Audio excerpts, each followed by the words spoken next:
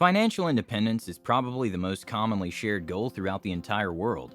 Who doesn't want the freedom of being able to wake up and do whatever they want, whenever they want?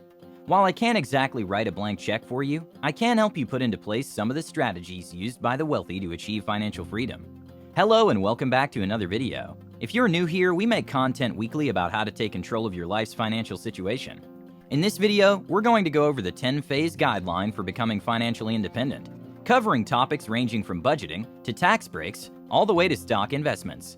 But before we jump into phase 1, remember a very basic idea. The key to financial freedom is making more money than you spend. I know it sounds pretty obvious, but you'd be surprised how many people don't fully grasp this concept. Phase 1. Check yourself. It's time to be real with yourself and do a solid inventory of your current financial situation. Sometimes it can be a dreaded process, but it has to be done. Some of the things you need to find out are: how much money are you spending? How much money are you currently making? Do you have any outstanding debt? Are there any big payments coming up in the foreseeable future? These hard-hitting questions will allow you to paint an honest picture as to what's going on with your finances.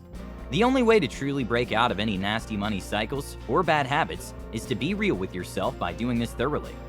Phase 2. Cut costs.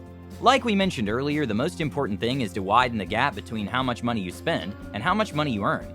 So now it's time to take a look at all of your expenses and see where some costs can be trimmed. The biggest areas for potential savings will always be your biggest payments. While it may be difficult to lower your rent substantially or get rid of a car payment, these type of budget cuts would go much further than canceling your Disney Plus subscription or the weekly trip to Starbucks.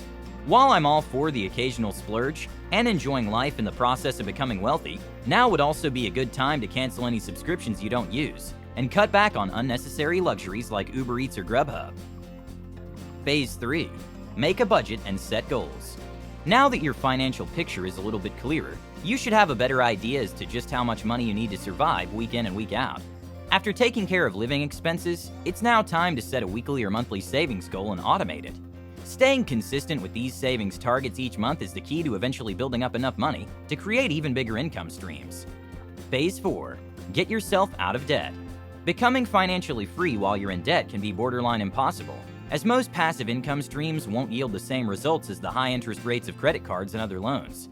Interest payments can snowball quickly, and if you try to invest while you're still in debt, you may never be able to sufficiently build up those investments. If you're unable to build sources of passive income, then you will always be reliant on a job or wages tied to your time. That's why aggressively paying off your debt is imperative to seeing success quickly. Phase 5. Education deep dive. One of the most important steps in becoming financially independent is to drastically increase your value. Find a skill that's in high demand, or a skill that you've always thought you'd be good at, and learn it. There is a world of resources on the internet these days where practically anyone can learn anything. Elon Musk claims he learned how to build rockets by watching YouTube videos and reading books. Some of today's best programmers learn to program by attending online Harvard programming classes. Find a skill that's in high demand and compensated for nicely and learn it. If you're enjoying the video so far, please take a second to click that subscribe button so you don't miss more helpful content like this. Phase 6. Increase your main source of income. Becoming financially independent is about realizing that you can only work so many hours in a day, so it's important to maximize your pay for said hours. So now that you've introduced a new skill to your repertoire, it's time to capitalize off of it. Negotiating a raise or looking for higher paying jobs are both things that should be within the realm of possibility for you at this point. If they're not, then you need to position yourself so that you are ready to be able to justifiably be able to demand more income from your main source. Phase 7. Start a side hustle or a business. Widening the gap between how much you make and how much you spend is still the name of the game here. We've taken serious measures to stretch the lines apart in each way, but now it's time to introduce an absolute game changer: starting a business or a side hustle. Adding to that bottom line is crucial, as you need to be building that nest egg as quickly as possible. While starting a business may be a lot of work up front, the passive income that streams from it should provide enough cash flow to help fund your investments for years. Things like a dog walking service or flipping things on Amazon or driving for Uber are a great way to get your hands on some quick cash without a huge upfront investment. Phase 8. Invest. Now that you've gotten a good picture on your overall financial picture and have been widening the gap between how much you spend and how much you make, it's time to find a place to park all that extra cash. You could put it in the bank where it would earn a measly 1% a year and would be safe and sound. Or you could put it in the stock market. Investing your money in the stock market, primarily in dividend stocks or ETFs, has long been lauded as one of the safest and most secure sources of passive income. Stocks that offer dividends are usually fully grown companies, whose share prices are less volatile than most stocks on the market. Investing in a stock that has a long history of increasing its dividend and a steady share price is about as safe as it gets for long-term passive income. Robinhood is an excellent place to start investing because of two features they offer. 1. Fractional share buying. This means if Coca-Cola is selling for $60 a share, but you only have $30, you can still buy half a share of Coca-Cola.